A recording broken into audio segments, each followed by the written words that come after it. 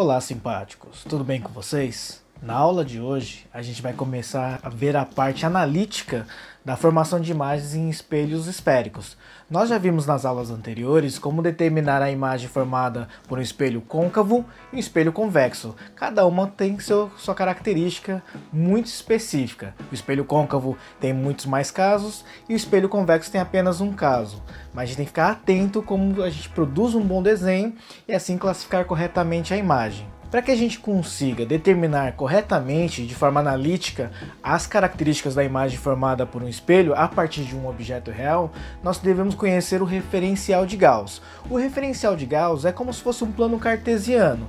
Nós vamos posicionar o espelho no nosso plano cartesiano, geralmente a gente escolhe um dos eixos para posicionar o espelho, ou X ou Y, e em função da onde vem a luz, nós temos a orientação positiva. Tá certo? Nós consideramos o lado positivo, aquele lado que vem a luz, tá certo? Posicionado corretamente o espelho nesse sistema cartesiano, nós podemos destacar alguns elementos básicos do espelho esférico, que é o centro, o foco e o vértice. Lembrando que o foco é sempre o ponto médio entre o centro e o vértice. Em cima desse referencial de Gauss, nós podemos posicionar um determinado objeto, que nós vamos chamar de O. Veja na ilustração a seguir.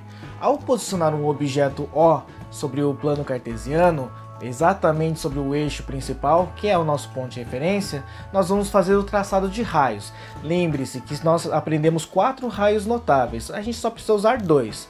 Eu vou usar aqui 2 que a gente já viu.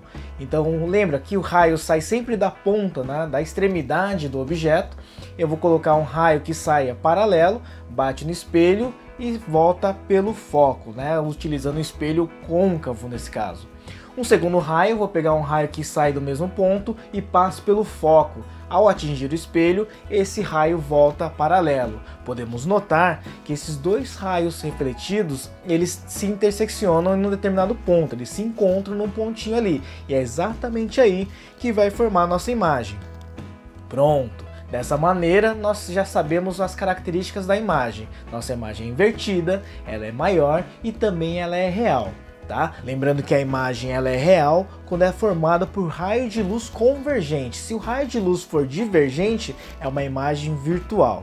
Ainda na ilustração, podemos considerar que a distância do objeto até o espelho é P. Vamos chamar assim. E a distância da imagem formada até o espelho vai ser P'. Para relacionar as medidas de P', P' e a distância focal, que é uma das características fundamentais de um espelho côncavo ou convexo, nós vamos utilizar a equação de conjugação. A equação de conjugação tem a seguinte relaçãozinha, veja. 1 dividido pela distância focal é igual a 1 dividido pela posição do objeto, mais 1 dividido pela posição da imagem, certo? Então tome muito cuidado aí, aqui nós não temos uma restrição quanto à unidade, podemos usar metros, centímetros, milímetros, qualquer unidade que seja necessário, qualquer unidade que ele dê no exercício. Mas nós devemos nos atentar com o seguinte, todo mundo tem que estar na mesma unidade, ou seja, se o foco está em metro, a posição do objeto e imagem também precisa estar em metro. Tá? Outra coisa que é importante aqui, a gente tem que tomar muito cuidado, é com as operações matemáticas, não confundir aí e dar mole aí e perder um MMC. Se nós quisermos calcular o quanto que a imagem vai aumentar ou quanto que ele vai diminuir, nós podemos utilizar a fórmula do aumento linear transversal. Essa fórmula permite verificar quantas vezes a imagem vai ficar maior ou menor quando comparada com um objeto. Para se determinar esse aumento linear, recorremos à seguinte expressão. O A, que é o nosso aumento linear transversal, vai ser igual à altura da imagem dividido pela altura do objeto. Porém, nem sempre é fornecido para a gente a altura da imagem ou a altura do objeto. Mas esse valor é equivalente a você fazer o quê? Menos a posição da imagem dividido pela posição do objeto. Muito bem, então nós vimos já basicamente as duas expressões fundamentais na parte dessa ótica que envolve espelhos esféricos. Em função das expressões e dos resultados que a gente obtém, nós podemos classificar a imagem perfeitamente, sem usar ilustração nenhuma, apenas analiticamente em função dos resultados dessas equações. Veja nosso resuminho aí.